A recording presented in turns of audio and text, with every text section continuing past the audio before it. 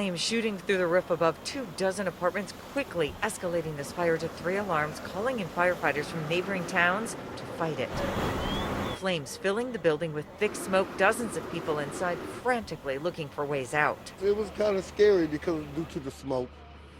The smoke was really, when we opened the front door, we couldn't, it was like the heat, the smoke, it went right to your lungs, and it had to turn back. Richard and his cousin Cheryl, both awake in her apartment at the time, ran to the closest window. I went to the bathroom window, and then couldn't really get out that way, went to the bedroom window, and we was able to get up out of there. We have a long drop.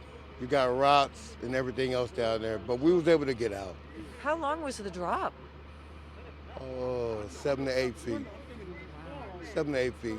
But she dropped down into my arms. I was able to go to the balcony. This 3-story building in a very hilly apartment complex, creating an access issue for firefighters, figuring out ways to lay hoses and shoot water down onto the flames.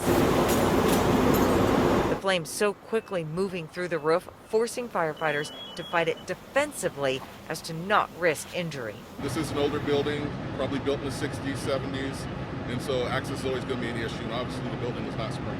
A dangerous situation that everyone in the building escaped, just one person suffering a minor injury in the process. Alaska's first 737 MAX 9 airborne bound for San Diego just before sunrise. On board, Ryan Dowan, who booked his seat back in January. Is this like a Super Bowl ticket for you? For me, I would say this is better.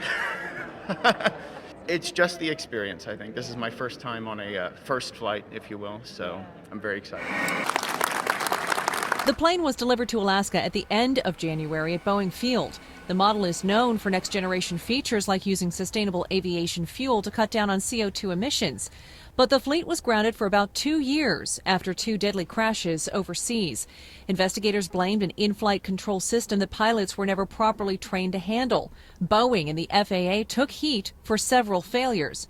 Captain Chris Kipp, who asked for this flight, thinks about those who are at the controls. Each of us probably reflects a little bit differently, but you can definitely put yourself in the seat and kind of think about what they went through and what was happening at the time. Pilots will now have 8 hours of specific 737 MAX training. Mechanic crews also have some studying to do. They're getting an additional 40 hours on differences training to focus on the plane's engines and avionics systems. The FAA's training was good, but we added to that training and wanted to just be better than good.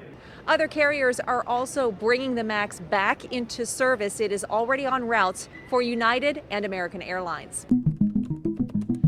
In just minutes. I'm chatting with an individual that says he's 18, and I've told him I'm 14. An undercover detective posing as a minor online shows us just how easy it is for a predator to connect with a child. The victim will trust this person. The dangers of the online world aren't new, but the pandemic took the threat to a whole new level. The explosion has been tremendous.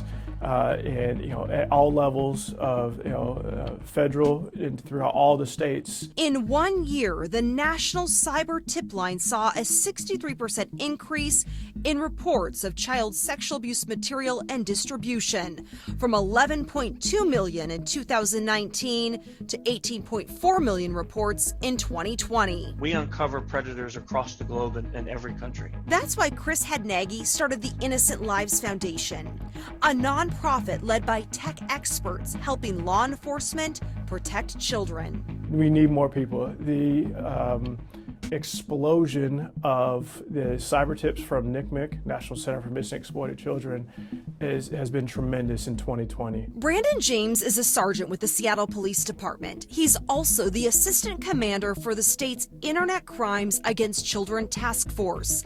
He believes the problem is worse than the numbers show. Do you think it's underreported, though? Absolutely, it's underreported.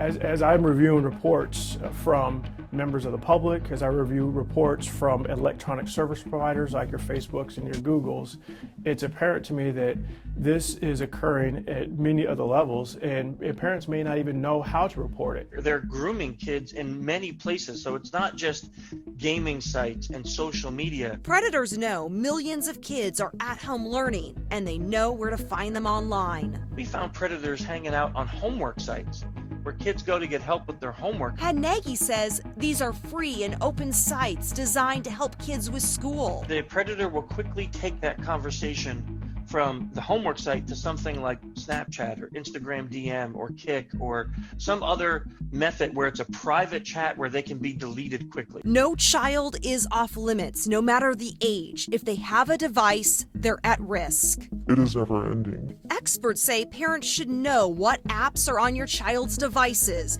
and know who they're chatting with online. It's what parents know that will help keep their children safe. Holly Menino, KOMO News.